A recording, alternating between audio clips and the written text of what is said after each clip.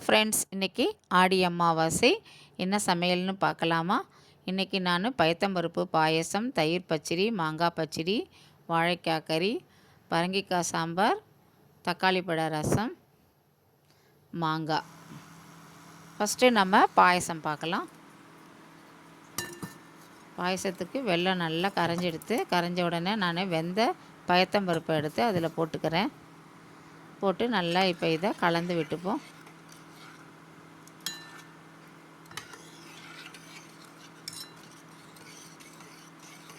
இந்த பாயசம் உடம்புக்கு அவ்வளோ நல்லது. வயிற்று புண்ணு ஆற்றும், எல்லாத்துக்குமே நல்லது இந்த பயத்தம்பருப்பு பாயசம்.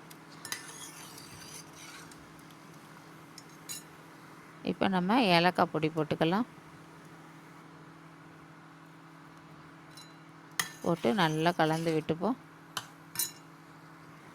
இப்போ நம்ம திராட்சையும் முந்திரி பருப்பும் வறுத்து இந்த பாயசத்தில் போட்டுக்கலாம். பாயசம் ரெடி. அடுத்தது தயிர் பச்சடி. வெள்ளரிக்காயை சின்ன சின்னதாக கட் பண்ணி வச்சுருக்கேன். இப்போ அதுக்கு தாளிச்சுக்கலாம். கொஞ்சம் எண்ணெய் விட்டுருக்கேன். கடுகு, பச்சை மிளகாய் தாளித்து இந்த வெள்ளரிக்காய் அதில் போட்டுக்கலாம். தயிர் கொஞ்சம் போட்டுக்கிறேன், கெட்டி தயிரை. தாளிச்சதையும் எடுத்து போட்டுப்போம். கொஞ்சம் உப்பு போட்டு நல்லா இப்போ இதை கலந்துருவோம். அடுத்தது மாங்காய் பச்சடி. வெல்லத்தை நல்லா கரைய விட்டுருக்கேன். மாங்காய் கட் பண்ணி வச்சுருக்கேன், அதை எடுத்து இதில் போட்டுக்கலாம். நல்லா செம்பழமாக இருந்தது. இது நல்லாயிருக்கும் உங்களுக்கு மாங்காய் பச்சடிக்கு. ஒரு பச்சை மிளகாயும் கட் பண்ணி போட்டிருக்கேன். அதில் கொஞ்சம் சிட்டிகை உப்பு போட்டுக்கலாம். இது நல்லா வேகட்டும்.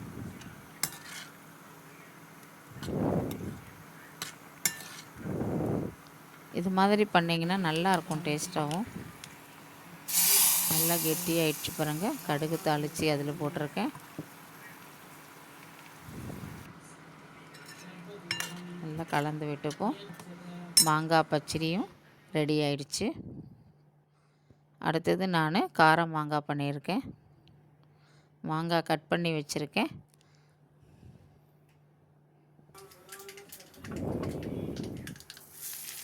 கடுகு தாளித்து போட்டிருக்கேன். பெருங்காயம், உப்பு, மிளகாய்த்தூள்,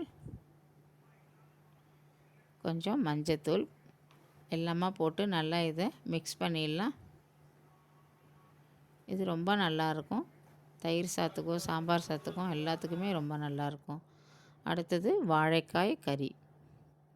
வாழைக்காயை சின்னதாக கட் பண்ணி நல்லா வேக வச்சுருக்கேன். கொஞ்சமாக மஞ்சத்தூள் போட்டு உப்பு போட்டிருக்கேன். இது நல்லா வந்த உடனே நம்ம இதை வடிகட்டி வச்சுக்கலாம். இப்போ கொஞ்சம் எண்ணெய் விட்டுக்கிறேன்.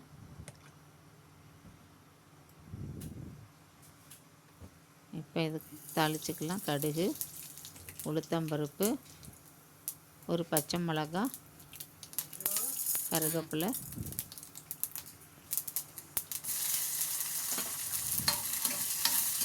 தாளிச்சிட்டு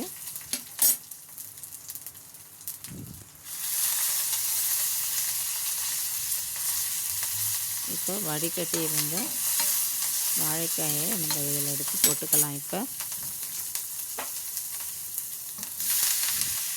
நல்லா இப்போ இதை கலந்து விட்டுப்போம்.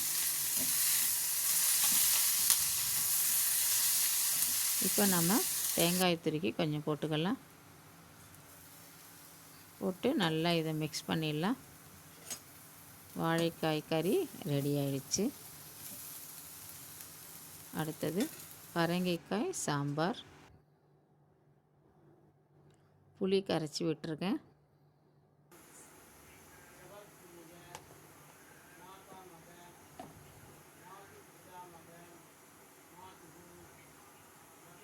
சாம்பார் பொடி, கொஞ்சம் உப்பு போட்டுக்கலாம். கல் உப்பு போட்டுக்கிறேன். போட்டு இது நல்லா கலந்துட்டு அடுப்பில் வச்சுருவோம். கொஞ்சம் சூடு வந்த பிறகு நம்ம பரங்கிக்காயை எடுத்து போட்டுக்கலாம். போட்டு இது நல்லா கொதி வரட்டும். நான் பருப்பு வேக வச்சுருக்கேன். நல்லா காயெல்லாம் வெந்துருச்சு. இப்போ எடுத்து போட்டுக்கலாம் பருப்பை. நல்லா இது இப்போ மிக்ஸ் பண்ணி விடுவோம். சாம்பாருக்கு இப்போ நம்ம தாளிச்சுக்கலாம். கொஞ்சம் நல்லெண்ணெய் விட்டுருக்கேன். கடுகு, வெந்தயம், பெருங்காயம் நல்லா தாளித்த பிறகு நம்ம கருவேப்பிலை போட்டுக்கலாம். இதை எடுத்து இப்போ நம்ம சாம்பாரில் போட்டுக்கலாம். நல்லா கலந்து விட்டுப்போம். இப்போ கொஞ்சம் கொத்தமல்லி போட்டுக்கிறேன். பரங்கிக்காய் சாம்பார் ரெடி. தக்காளி பழ ரசம், புளி கரைச்சி, உப்பு மிளகா அப்படி போட்டிருக்கேன். நல்லா இது கொதிக்கிறது. கொஞ்சம் தண்ணியும் பருப்பு ஜலமும் போட்டு கலந்து அதை ஊற்றியிருக்கேன். இப்போ ரசத்துக்கு தாளித்து கொட்டியிருக்கேன். கடுகு, ஜீரகம், பெருங்காயம், கருவேப்பிலை தாளித்து கொட்டியிருக்கேன். கொஞ்சம் கொத்தமல்லி போட்டுடலாம். தக்காளி பழ ரசம் ரெடி. அமாவாசை சமையல். Thank you friends.